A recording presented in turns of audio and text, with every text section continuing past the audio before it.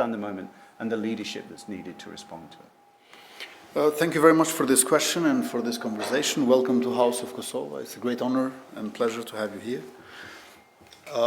Let me start by saying that I belong to those who believe that values and interests should not be decoupled. I'm not saying that they are one and the same thing. I'm not saying that quite often one is not going to encounter difficult choices, but then again, starting point should be that we don't need to decouple these two. So when you say leadership, I immediately think of democratic leadership. Not only pursuing a certain idea that you turn into a program as an assembly of goals and objectives, but also maintaining the contact and unity with people. As a leader, you should not detach yourself from the people, because that is the possibility for corruption. Once you have detached yourself from the people, in terms of cultural mindset, in terms of awareness in a situation, in terms of financial and material wealth, this detachment is going to create the possibility for corruption.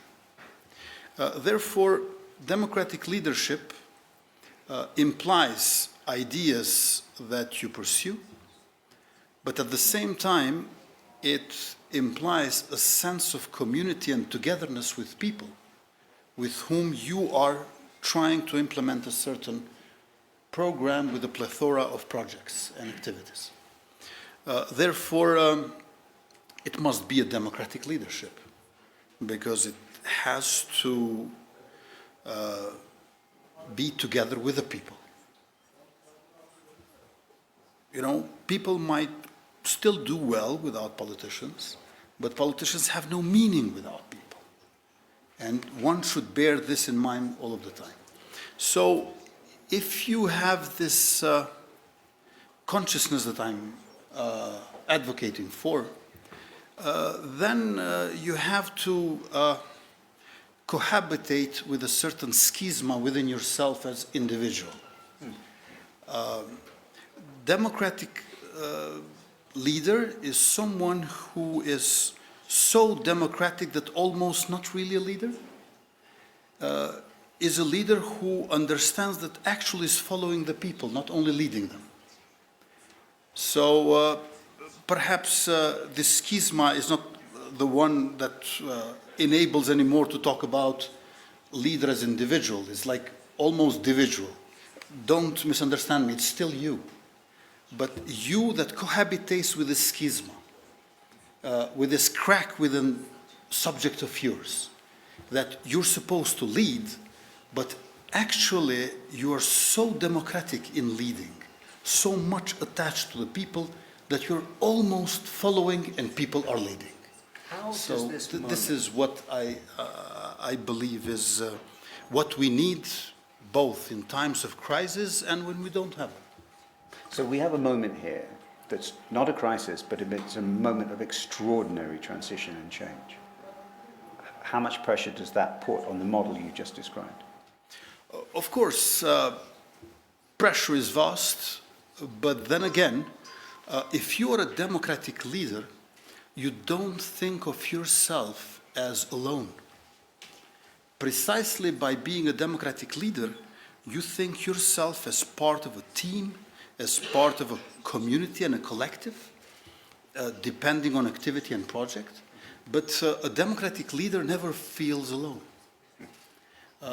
Actually, one of the goals of pressure is to isolate you from the people. And you have to mind that all the time.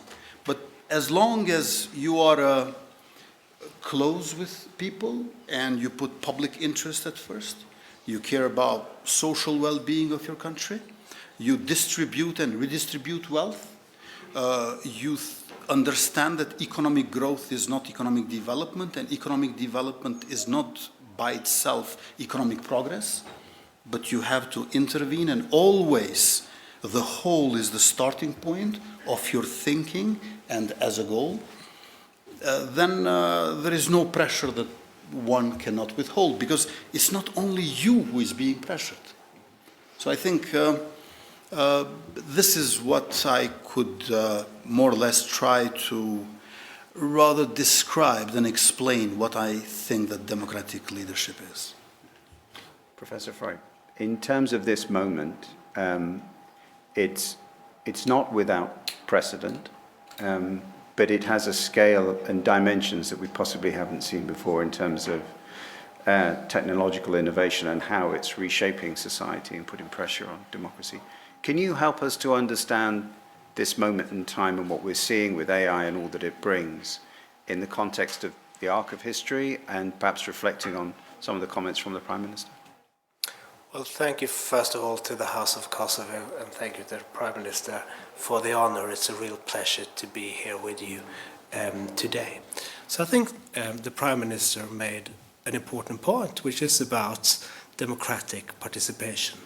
Artificial intelligence can either be a centralizing tool, which centralizes decision-making in the hands of a few powerful individuals, or it can be a democratizing tool that gives citizens and workers the means to do more themselves and make better decisions for themselves. And I think if you go back historically, the importance of democratic participation in technological transformations is particularly clear if you look at Britain during the First Industrial Revolution. So Britain, by the standards of the day, was relatively democratic. And it taxed itself at 2% to provide for the poor. And the poor laws actually meant that there was less resistance to mechanization in places where they were more generous. But it's also true that you had something called Engels' pause. So living standards in Britain did not take off as the economy took off, because property ownership was still a requirement for voting. And so people voted with sticks and stones. They went out and smashed the factories that were built in order to power the First Industrial Revolution. That's quite different, I would argue, to the late 19th century experience in the United States, where you see what became known as the robber barons emerging. Large technology monopolies, not unlike what we see today, and a political system that was built on patronage, the idea that you essentially give people goodies, such as jobs within the civil service, in exchange for votes. This was an extraordinarily corrupt system, and what changed trajectory was the mobilization of democratic forces, the mobilization of voters that went out and showed their dissatisfaction. That led to the Pendleton Act, which instituted the meritocratic civil service in the United States. That led to the Sherman Antitrust Act, among other things, to regulate large technology companies and make sure that entry was still possible, because it's in the end of the day the entry of new firms that drive technological progress over the long run. Why is that? Well, the key reason for it is that large firms, they have scale, and they tend to invest in process innovation and automation. And that's important because that drives down costs and makes goods more available to a larger share of the population.